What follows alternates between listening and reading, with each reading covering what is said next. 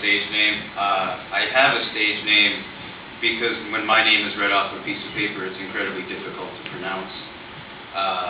And I also have this theory that people who have names, that to be successful, you have to have a name that sounds good. Is the mic on? Is it? Okay, sorry. Anyway, you have to have a name that sounds good coming through a PA system in a stadium. And I just think about that. Like all the greats, like Michael Jordan, Larry Bird, Wayne Gretzky. All those guys had names that sounded amazing coming through a PA speaker. So, thus, we have Gregory March, or Greg March. So I actually, since not too many people here actually know who I am, I thought I'd tell you a little bit about myself. I moved to the city about last January, actually, thinking that I was going to come to New York and take the advertising world by storm. And I think we all know how that story went. But since I've been here in New York, I've noticed that there are some things that are different here than where I came from, which is New Hampshire. People in New York seem to have an incredible affinity for squirrels that I don't understand. People in New York will take pictures of squirrels, and they'll feed squirrels, and they'll make that little noise to squirrels to try to get them to come over. And this, yeah, that's it. Yeah, I can't do it because I'm from New Hampshire. You know, it just seems like people in New York treat squirrels like some kind of rodent god. And that's really weird for me because in New Hampshire, squirrels are pests. They're not cute. You try to kill them before they infest your house and eat your woodwork. You know, they're not anything special. They're just like every other rodent. I promise you that if you guys left here and you know, took the subway and you saw a squirrel underground sharing a roast beef sandwich with a rat, you would kick the next squirrel you saw above ground in the face. Because really, squirrels, that's all they are. They're above ground rats with fancy tails. But not everything that's different about New York is bad. New York has an incredible variety of homeless people that you really don't get in too many other places, especially in New Hampshire. The homeless guys in New York that are my favorite are the people that walk around talking to themselves all day. These guys, every time I see one walking down the street, I get excited. Because I want to get close enough to hear what they're talking about. Not curious enough, though, to get too close, because they can get stabby if, you know, they're upset. But I'm curious, like, what are they talking about all day? Like, for all I know, they could not be crazy. They could be a normal person who's just trying to remember something, or maybe it's some kind of extremely disheveled scientist trying to figure out a problem. I don't know. What I do want to do is I want to tag one of them like they do in the nature shows with the animals they rescue. And I want to put a tape recorder in his pocket, come back, find him in a week, and just see what's on it. Because for all I know, he could be some genius that's just reciting the cure for cancer over and over again.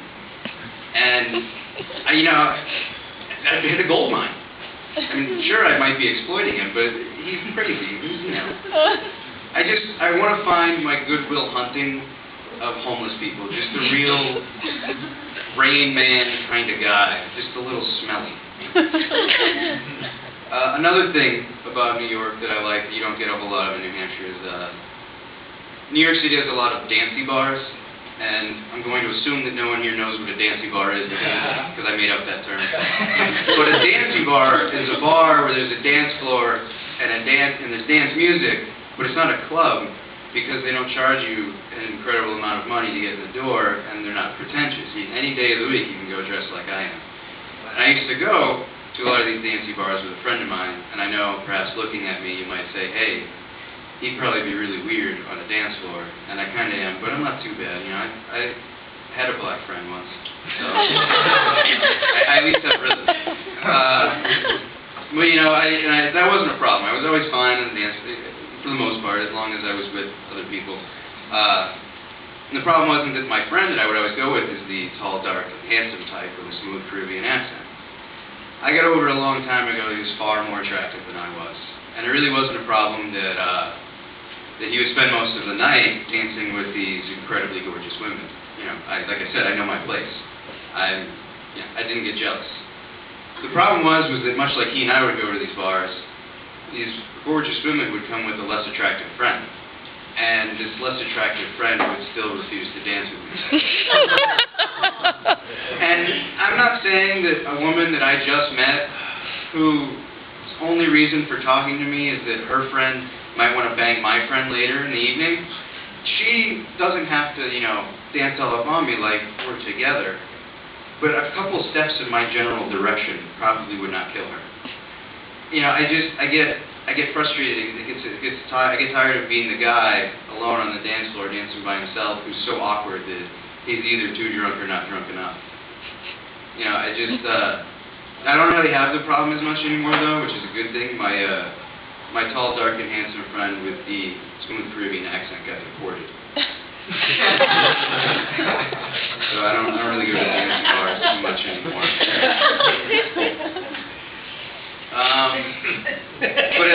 Talking about gorgeous women, I really despise just about all beautiful people, because beautiful people tend to not have personalities or senses of humor, generally can't think for themselves, and unless at some point in their lives they were hideously ugly or fat.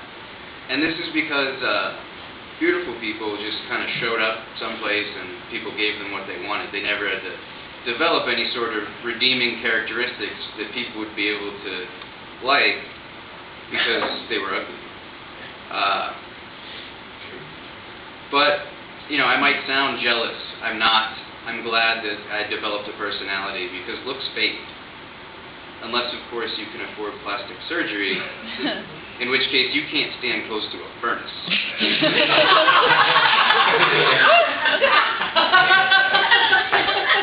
I'm not really sure why you would,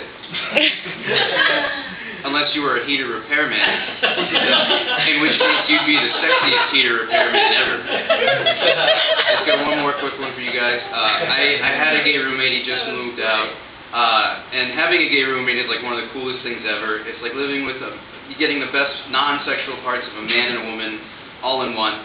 He doesn't mind cooking, he doesn't mind cleaning. The toilet breaks, you know, he's right there on the spot with his tools, ready to fix everything. If he had boobs and a vagina, I would have asked him out a long time ago.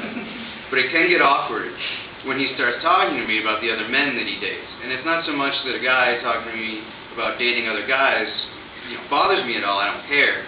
It's the fact that every person that my roommate has seen naked has an incredibly huge penis, and it makes me feel inadequate. And I know they say the average is 5 to 7, but when your roommate, who sees a lot more penises than you do on a regular basis, is talking about like 8, 9, 10 inches long, thick enough to choke a hippo. It makes you wonder if just like this group of guys got together, made up the whole 5 to 7 thing to make guys like me feel better about ourselves. I don't know. But it is good. You know, it was fun living with a gay guy. You know, when he told me my girlfriend was beautiful, you know, I knew I could believe him, and I knew I could trust him. I didn't have to worry about coming home from work and finding him inside of her. Thanks.